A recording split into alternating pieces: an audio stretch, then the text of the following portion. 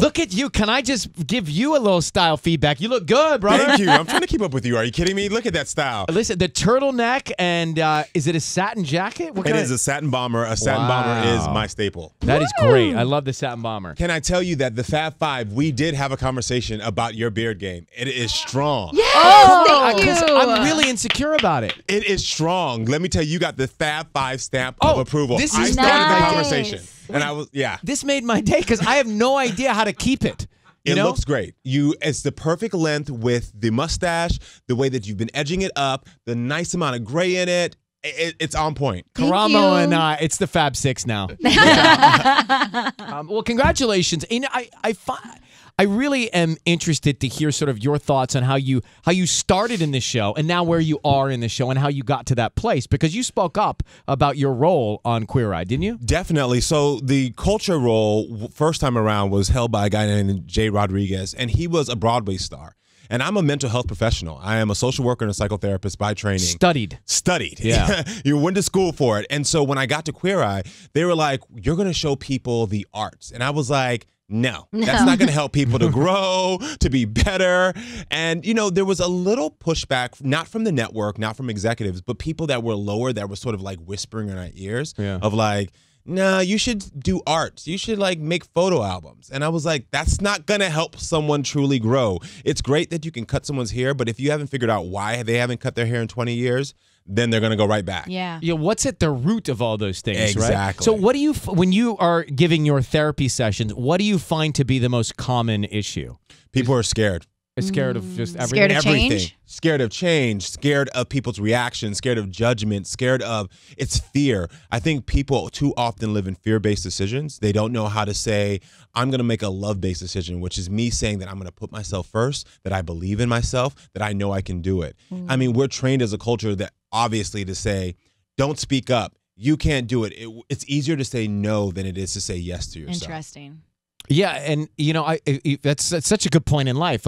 People will just not hear you or not listen and blow you off all the time unless you really push through. Yep. Now, sis, you're a big fan of I'm the show. such a big fan. I actually watched the last season. I want to say in one day. Thank you.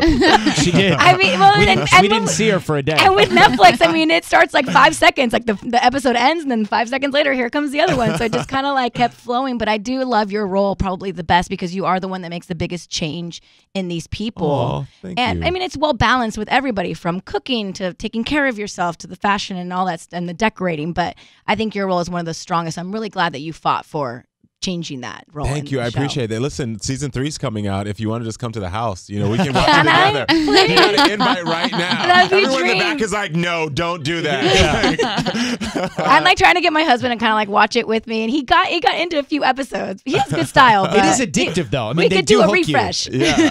So Karamo Brown is with us. I see your energy and your spirit right now in this moment. I feel a happiness from you. But you had to overcome some things yourself, right? Definitely. My introduction to the world was on Real World. Yeah. And my nickname on there was... Which was Philly? Yeah, Philly. Yeah. 2004. I was Crazy Karamo. You know what I mean? So let me tell you, the cool, collected man you see before me today was not the guy who I was. I was an angsty 22-year-old who was dealing with the trauma of parents and church and addiction. And I talk about all of this in my book of I had to figure out a way how to grow through all of that. And I had the training, and it was still hard for me. So I can imagine someone who doesn't have the training in the language, here's a book for you. Here's a tip so that you can get through it. If I can do it, trust me, anybody else can do it. What was at the core of you getting, how did you get through it? I think the first part was when I found out I was a father. My journey to fatherhood was very different. There's the last girl I dated when I was 15.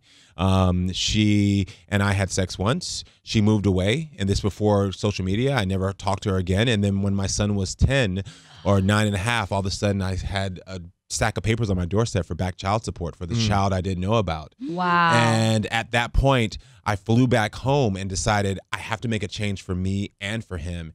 And over that process of getting custody of him and then adopting his little brother, they have the same mother, it was really that thing of life is about giving. Life is about growing. It's about learning. And I want to model the proper behavior for these young men so they can be great. So if you have full custody of your child and not your child? Who's your child now? Yeah, my child now. Yeah, 2 kids. Wow. Yeah, overnight, I was 26 and became a father of 2, like literally within a year. And they're how old now? They're 22 and 18. I mean, you're like, they're grown. They're grown. That's well, crazy. they don't. It doesn't feel like they're grown. Right, but they're like it looks adults. like we're grown, but Right, yeah. but they're still. That's it. Well, it's remarkable.